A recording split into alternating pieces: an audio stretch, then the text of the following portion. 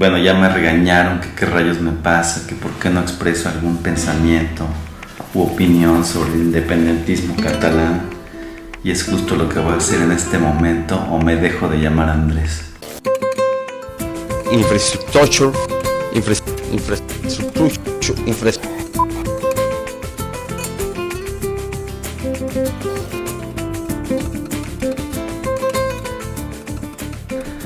Antes quiero aclarar tres cosas. En un país tan sumido en la violencia y los problemas económicos y de todo tipo como México, yo no creo que uno deba sentirse orgulloso de una nación en general, no solo México, sino cualquier nación. Si bien yo comulgo con la idea de patriotismo como un ideal que guía a una sociedad y a su gente, yo no creo en esta idea de sentirse orgulloso de una nacional, este orgullo fanático que podemos sentir, ¿no? Sino creo que uno debe o puede sentirse orgulloso de lo que uno hace por su sociedad.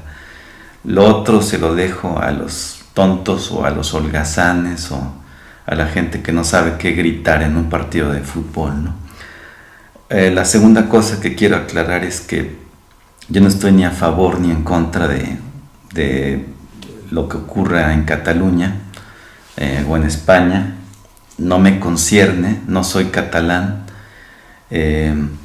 Creo en la autodeterminación de los pueblos y en cómo eso se manifiesta en los individuos, en posturas muy moderadas, siempre siendo muy respetuosos a la hora de hablar de lo que ocurre en otras naciones, con el fin de siempre ir tejiendo buenas relaciones con ellos, ¿no? La tercera cosa que quiero aclarar es que, en mi opinión, uno no debe ser un maldito snob cuando habla de otras naciones, ¿no? Snob es E-S-N-O-B. ¿Qué quiere decir esto? Sobre todo los millennials que me están viendo, que es la mayoría de los que ve este video. ¿Qué es un snob? Es alguien que cree que por estarse refiriendo a países más ricos o naciones más desarrolladas, ya por eso automáticamente se convierte en una persona distinguida o algo así, ¿no? Es desgraciadamente una de las enfermedades que adquiere la gente en este país, mucha gente al menos, tan pronto accede a niveles de educación más altos, ¿no? No puede contener sus ansias de ser un snob, ¿no? O sea, hay que tratar de evitar ese snobismo. Bueno, esto me lleva al tema que es el independentismo en Cataluña. Hay varias cosas que uno puede hablar sobre esto. Yo los organicé en tres, ¿no? Les conviene culturalmente a ellos. ¿Es natural, es orgánico este movimiento o es más bien artificial? Pues ¿a quién le conviene que España, o más bien dicho, que Cataluña se separe de España? ¿Le conviene a alguien? Me interesa legítimamente como un ejercicio mental sobre lo que está también ocurriendo en México. Es decir, aquí estamos experimentando un movimiento autonómico indígena, por ejemplo, ahí en Chiapas, y luego hay gente que un poco a manera de juego habla de si se independiza la península de Yucatán o el árido México o árido no sé qué le llaman en el norte del país y así, ¿no? Entonces, por otra parte está la parte de California, que no es poca cosa, y la posible escisión de California en Estados Unidos, y eso aparejado a la cuestión de si Baja California no tiene ya tantos gringos que eventualmente se nos va a separar, ¿no? El asunto es que es un tema que por su actualidad, es un tema de actualidad internacional, nos interesa, y hay un legítimo interés por querer conocer si podemos extraer alguna lección del caso catalán, ¿no? Hay que entender que esto se da en el contexto de una Unión Europea en donde hay otros países y regiones dentro de esos países que también han hablado y llevan hablando desde hace muchos años sobre la independencia, ¿no? En Baviera, en el norte de Italia, tenemos el caso también en Inglaterra, en Reino Unido, como Escocia se ha querido separar. Hasta hace 2 años votaron por la separación y votaron en contra, ¿no? Por otro lado, el país entero del Reino Unido recientemente se separó de la Unión Europea por referéndum, en lo que conocimos como el Brexit, ¿no? Entonces hay muchísimos antecedentes de cómo los países de pronto se balcanizan, ¿no? Esta expresión de balcanizar viene de los Balcanes, allá en Europa del Este, en donde la antigua Unión Soviética, al caer y toda la cortina de hierro, pues se separaron los distintos países, Yugoslavia, Eslovaquia, Checoslovaquia, etcétera, ¿no? Nuestro interés entonces pues es legítimo porque queremos averiguar si podemos extraer alguna lección en cuanto a cómo funciona la economía o la política o la autonomía de las regiones o qué sé yo, ¿no? Ahora, pasando a la primera parte, les conviene culturalmente a los catalanes, y aquí yo quiero ser un poco juguetón con lo que voy a decir, ¿no? Le conviene a los catalanes separarse de España. Yo recuerdo que hace mucho tiempo mi hermano tenía un rompecabezas de México en el que cada ficha, cada pieza era un estado de la República, y me acuerdo que una vez, algún domingo así en la mañana, que no tenía nada que hacer, yo le pregunté, oye, ¿tú crees así que podría México de pronto prescindir de algunos de los estados, o qué estados serían los imprescindibles, vamos a decir, ¿no? Y me acuerdo que tuvimos una discusión así bastante sabrosa sobre ese tema, ¿no? No porque no sean importantes los estados de la República, sino porque es muy interesante entender cómo no todo en una nación es la economía y el aporte que dan las distintas regiones al presupuesto nacional, que luego se reparte entre todos, ¿no? En una federación típicamente es lo que conocemos en México como el ramo 33, ¿no? Del presupuesto federal. Entonces es muy típico en el caso de Cataluña, por ejemplo, si nosotros nos metemos a la red a ver qué se está discutiendo, una gran parte de lo que se habla es en términos de contabilidades nacionales, ¿no? Y de los intercambios que tiene la balanza de pagos de España con Europa y luego de Cataluña con el resto de España, ¿no? Como si fuera un tema contable, ¿no? Así nos lo ponen. Y hay mesas de análisis en el que se están sacando los ojos unos a otros, discutiendo si les están robando a los catalanes, y Cataluña da más de lo que recibe, y este tipo de temas, ¿no? Entonces, bueno, ahí parece que hay muchos manejos, después hablamos de eso, ¿no? Ahorita lo que yo quiero abordar es cómo lo que conforma a una nación, es decir, el interés de pertenecer a una federación va más allá de la cuestión de las finanzas entre las regiones, ¿no? Y por eso es que hago esta pregunta. Culturalmente hablando, ¿le conviene a Cataluña separarse de España? Bueno, yo tuve la experiencia de trabajar en una empresa española durante más de 2 años, y tengo amigos catalanes y he visitado Cataluña. Estuve más de un mes en Barcelona, y ello pues no necesariamente me autoriza a hablar sobre si les conviene o no culturalmente separarse, pero sí pude notar alguna cuestión importante, ¿no? Habiendo además pasado otro mes en Málaga, que es la región del sur, la región pobre de España, sí pude comparar cómo interactúan las distintas identidades para conformar lo que es la identidad española, ¿no? Y aquí lo que quiero decir es que, por ejemplo, en el caso de México, uno podría decir, ¿qué le pasaría a la identidad nacional en México si de pronto se nos fuera, no sé, Tlaxcala? Pues nada, ¿no? Casi no pasa nada, ¿no? ¿Qué pasa si se nos va, no sé, Coahuila? Pues tampoco, ¿no? Nuevo León, pues aquí me van a crucificar los regiomontanos, ¿no? Pero a la identidad nacional vista desde el exterior, como nos perciben en el contexto internacional, no le pasa nada a México si Nuevo León se nos va, ¿no? Y más si queremos poner en práctica esta idea que tienen muchos regiomontanos de que no es que seamos el estado más avanzado de México, sino que somos el estado más atrasado de Estados Unidos, ¿no?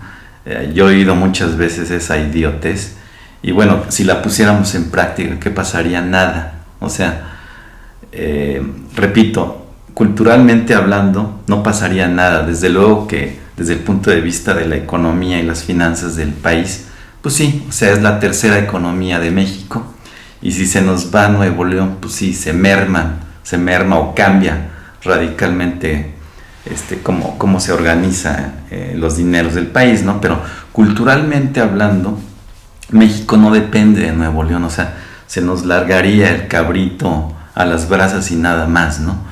Pero no hay ninguna otra cosa que aporte Nuevo León a la identidad de largo plazo de México, como sería el caso, por ejemplo, si se nos va, por ejemplo, el Estado de México, ¿no? O si se va Oaxaca o Chiapas, que son estados altamente autóctonos, o si se nos va Jalisco, por ejemplo, o Morelos, son estados que culturalmente son claves para la nación, ¿no? Yucatán también, la península entera, son estados que son fundamentales en la conformación del carácter nacional que es México, ¿no? Y de la diversidad, ¿no? Pero si, por ejemplo, de pronto no tenemos la presencia de San Luis Potosí, pues aquí me van a crucificar los potosinos también, pero nos quedaríamos sin las enchiladas potosinas y sin la Sierra Gorda, qué sé yo, pero la identidad cultural como tal no está fuertemente, no es fuertemente dependiente, ¿no? Entonces, en esos términos yo me atrevo a hablar de qué pasaría con España si se va a Cataluña. Aquí yo pienso que culturalmente Cataluña recibe más de lo que España le da.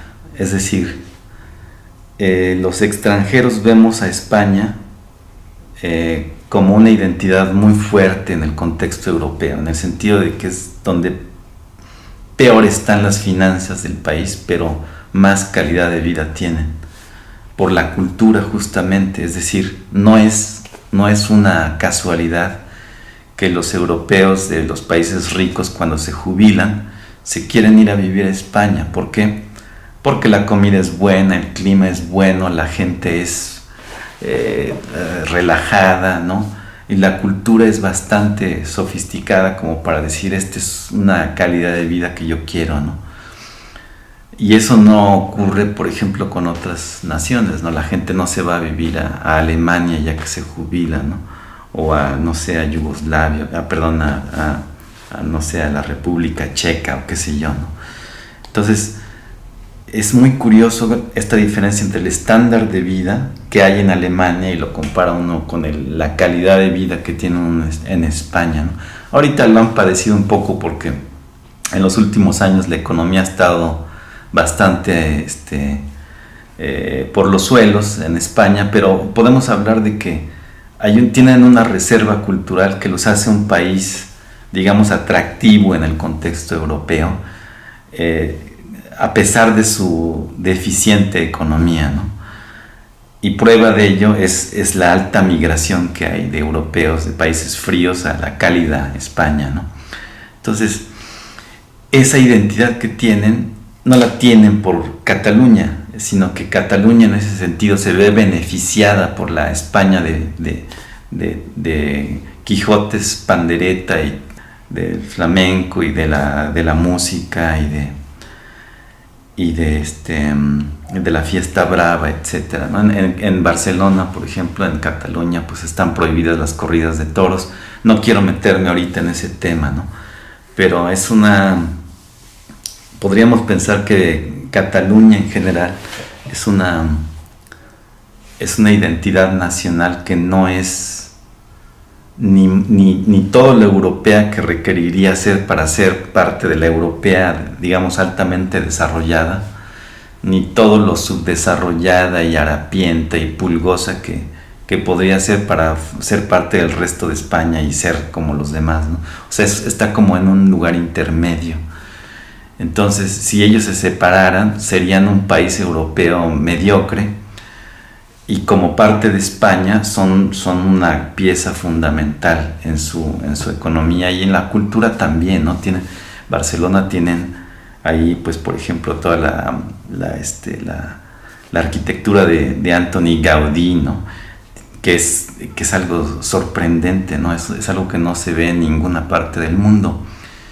Y tienen también pues la universidad y tienen muchas expresiones culturales que son únicas de toda España y nada más las ve uno en Barcelona, pero son cosas que uno identifica más bien con la diversidad de España que con Cataluña como tal, ¿no? Cataluña como tal no tiene una independencia cultural, vamos a decirlo así, ¿no?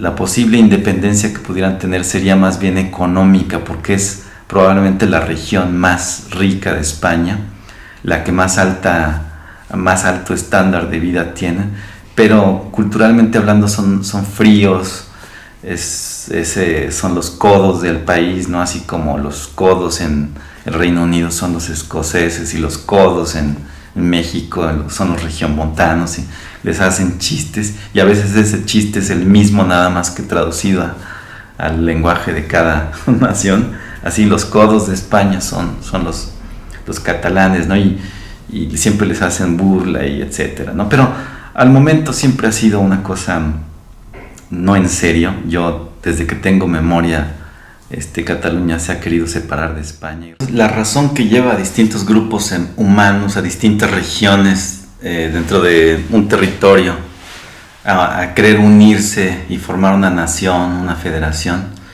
son muy complejas y básicamente tienen que ver con que la unión hace la fuerza y con el que hay un intercambio de las cosas que el otro no tiene, ¿no? Yo le doy a él petróleo y él me da mi mano de obra, o me da cultura, o me dan agua, o qué sé yo, ¿no? Entonces una federación sirve para el intercambio y para en la unión hacer la fuerza, ¿no? La mayor parte del mercado que tiene Cataluña con el exterior no es con la Unión Europea, sino es con el propio España, ¿no? Es decir, como entre el 80 y el 90% de lo que venden los catalanes, y la razón por la cual tienen ese estándar de vida es porque lo pueden vender a España, ¿no? No es competitivo en el contexto europeo lo que ellos producen. Entonces, en ese sentido, uno puede hacer cálculos contables y decir, nos están robando los españoles y demás, pero también dónde están los mercados, ¿no? Entonces, ese tipo de cosas nos llevan a pensar que una posible lección aquí que podemos extraer es que no todo son las finanzas ni la balanza comercial de un país, y no es la única razón que uno debe tomar en cuenta a la hora de quererse independizar. O sea, aquí hay el aspecto cultural y de la relación que tiene con el resto de la nación, ¿no? Y eso lo podemos vincular al caso mexicano, ¿no? ¿Qué pasa si se independiza, si se va a Jalisco de México? Bueno, pues allá ellos, ¿no? No tienen una gota de petróleo y no tienen, y su gastronomía es probablemente la peor que hay en el país, ¿no? Esto, yo sé que me van a crucificar por decirlo, pero la peor comida me refiero a comida popular que uno puede encontrar en México, yo la he comido en Jalisco, y eso que he investigado a fondo en todos los mercados y demás, uno se da cuenta la diferencia que hay entre Zacatecas o cualquier estado del país. La comida siempre es mejor que en Jalisco.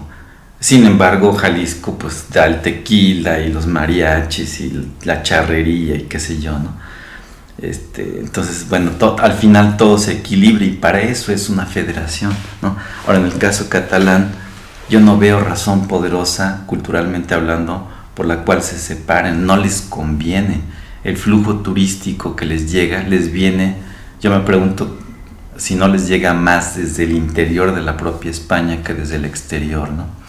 Bueno, esto nos lleva a un segundo tema, ¿no? Que es el de, si bien el conflicto es muy antiguo, lo que parece artificial es esta reciente efervescencia con su referéndum, el pésimo manejo que tuvo Mariano Rajoy y en general el gobierno central es decir, se generó un problema que muy fácilmente pudo haberse evitado.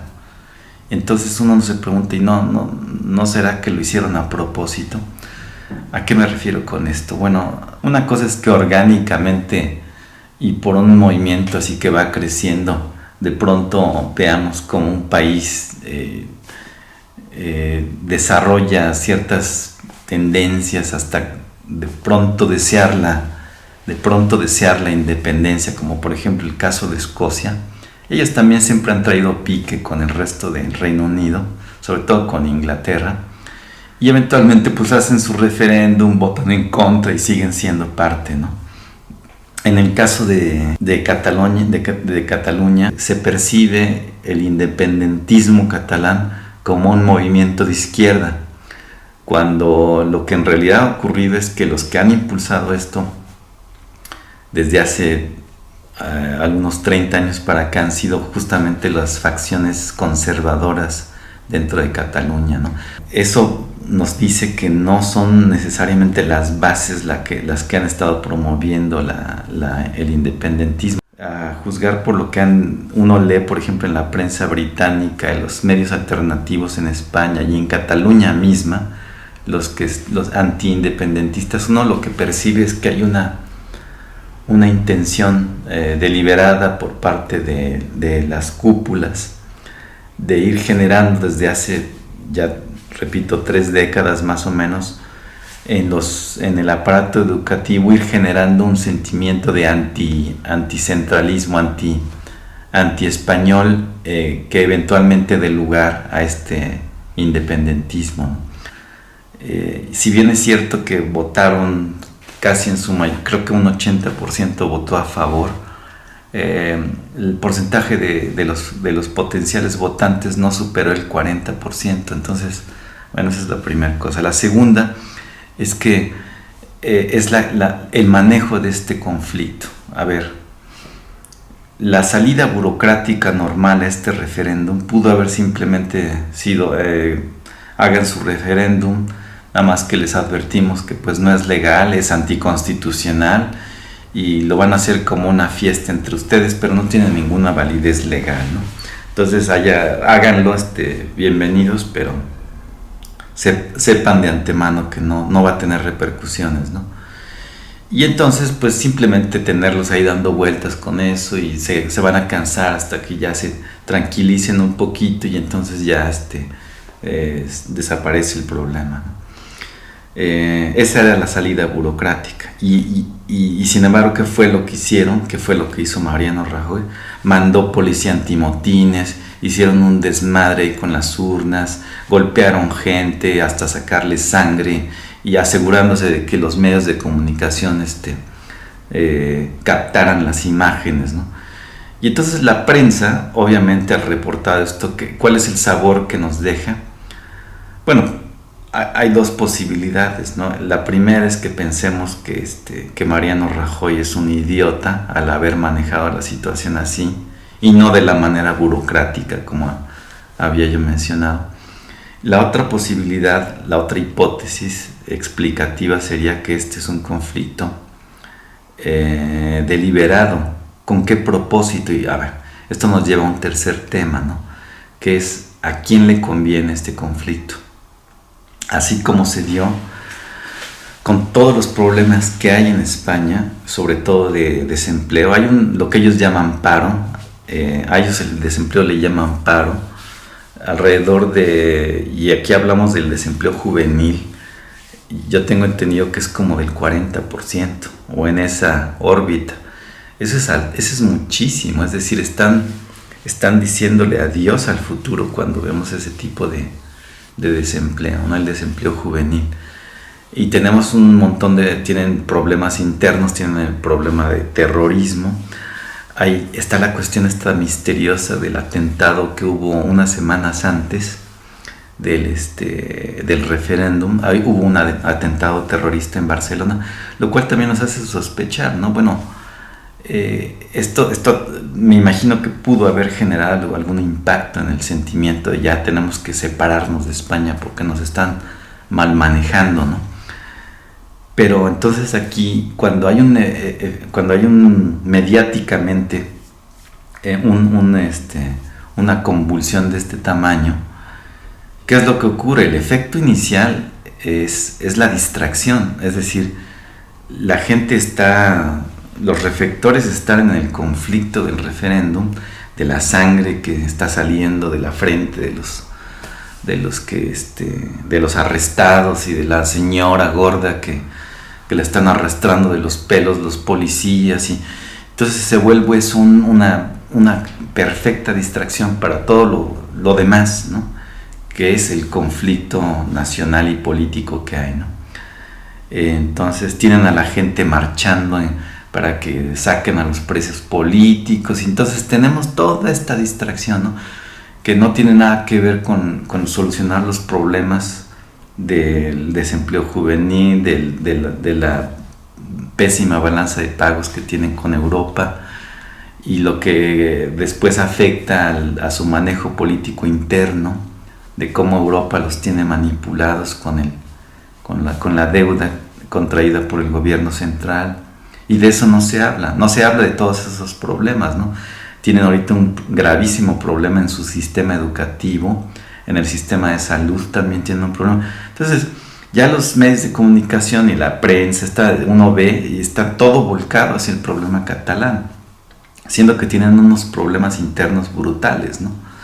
Entonces, ¿quién se beneficia con eso? Pues el gobierno central, ¿no? Luego, Europa se beneficia con esto, o sea, la Unión Europea se beneficia con el conflicto. Hay gente que dice que no, que porque y declaradamente dicen las autoridades europeas, no estamos a favor del conflicto catalán. Sí, pero a ver, en el largo plazo, aquí vamos a ver una cosa muy, muy interesante, ¿no? Siempre que se genera por razones de la economía o del desempleo, de lo que ustedes quieran, un conflicto de una región con el resto del país, siempre que existe eso, poco tiempo después se da un movimiento digamos que lo que decía en otro video en política los vacíos se llenan, ¿no? La energía no se crea ni se destruye, solo se transforma, ¿no? Entonces la energía del conflicto de la región que quiere independizarse, tan pronto pasa el referéndum y todo aquel lío, de pronto genera un movimiento nacionalista a nivel en este caso del Estado español. ¿Qué quiero decir con esto? Que yo anticipo que el conflicto catalán se va a transferir a España como nación en el contexto europeo, es decir, es muy probable, es lo que nos dice la teoría, que toda esta fuerza separatista catalana se va a transferir a una España que va a alimentar el deseo por separarse de Europa, como ya ha ocurrido en otras naciones, como ocurrió en el Reino Unido, ¿no? Con el Brexit, ¿no? Que justamente fue a raíz o poco tiempo después del referéndum que tuvieron los escoceses, cuyo desenlace fue el no, o sea. Pero aquí es interesante ver cómo los propios escoceses quieren mantenerse en la Unión Europea, mientras que el Brexit votó por salirse de la Unión Europea. Entonces aquí los catalanes están a favor de unirse a Europa o mantenerse en la Unión Europea, pero saliéndose de España, ¿no? Entonces es probable que ellos, los españoles en general, van a empezar a alimentar un movimiento nacionalista de separación de Europa. ¿Por qué? Porque les están empezando a salir más cara la unión, probablemente, que simplemente, por ejemplo, tener tratados comerciales, ¿no? Es tanto el flujo turístico y es tanto el flujo de la migración, sobre todo de jubilados, que probablemente se las podían arreglar con tratados y no teniendo esta unión con Europa, pero esa es parte de otra discusión. Aquí podemos ver cómo lo que los mantiene unidos es sobre todo la deuda y sobre todo cosas como por ejemplo el Common Agricultural Policy, ¿no? La política común agropecuaria que subsidia al campo en todas las naciones europeas, ¿no? Si se separan de Europa los españoles, pues dejarían de tener ese aporte y lo tendrían que tener ellos, ¿no? Pero por otra parte tienen un problema migratorio derivado de un problema migratorio que les va a ocasionar un problema enorme a largo plazo, derivado justamente de su relación con Europa, ¿no? Entonces no es tan obvio que España siga queriendo ser europea o parte de la Unión Europea. Y por otra parte, bueno, pues Alemania está adquiriendo cada vez más y más poder, ¿no? Ahora, ¿a Europa en qué le puede convenir el conflicto catalán?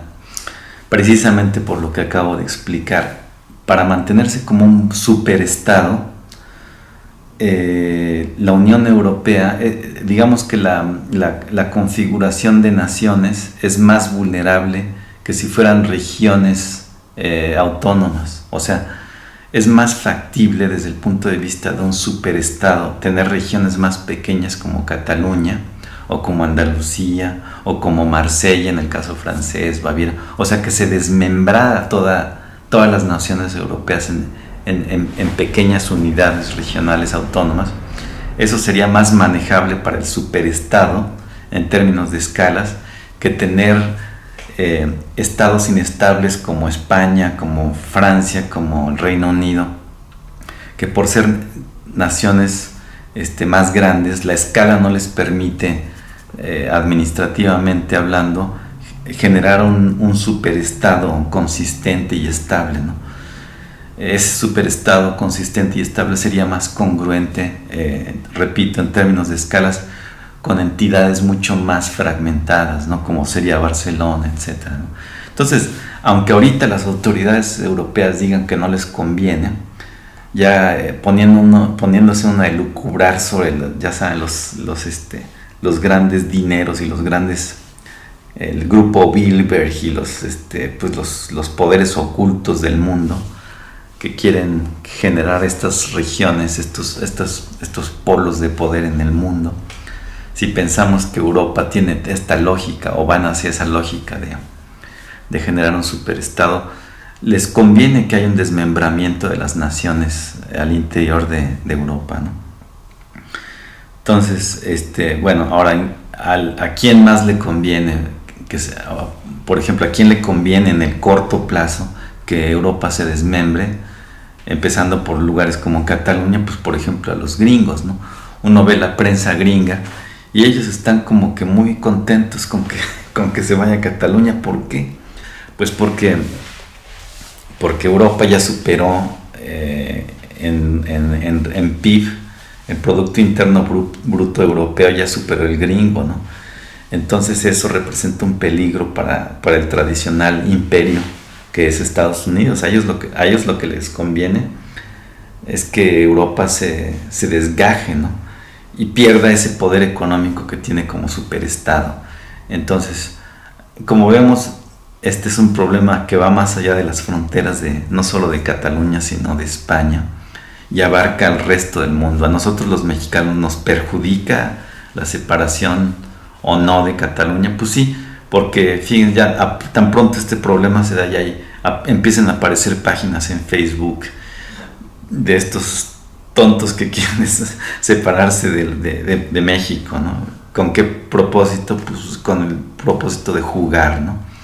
Pero entre juego y juego de pronto se puede empezar a generar, y ya lo han advertido algunos analistas, ¿no? Como Estados Unidos, dado que se está hispanizando, digamos, más bien mexicanizando, yo diría, y eso implica tener pronto cada vez más alcaldes y eventualmente gobernadores de estado, como ya existe, de origen mexicano. A los gringos les asusta que el voto latino, pero en particular el voto mexicano, ¿no?